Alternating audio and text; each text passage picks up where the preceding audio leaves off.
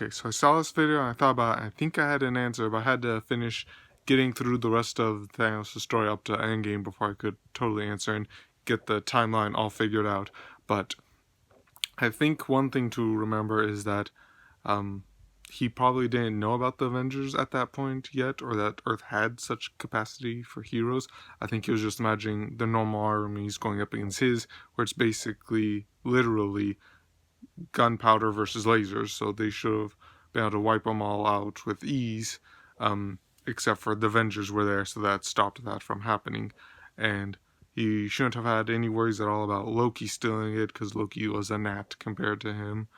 And then we get into something kind of interesting, where in Age of Ultron, when we find out that the staff was the Mind Stone and Infinity Stone in the first place, we also find out that the staff has like this AI in it that they end up turning into Ultron.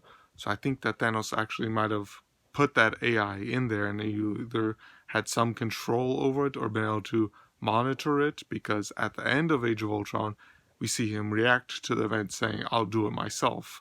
And we see the Infinity Gauntlet, and so that was already made by the dwarves that we see in Infinity War, which I had to connect the times, that could have happened during the time of Age of Ultron, because the dwarves were no longer protected by Asgard after Thor the Dark World, which happened before Age of Ultron. So that could and probably was definitely in the timeline, whereas it definitely wasn't after Avengers, because we get a different scene at the end of that movie, and Asgard was still protecting the dwarves because Odin was still there in power.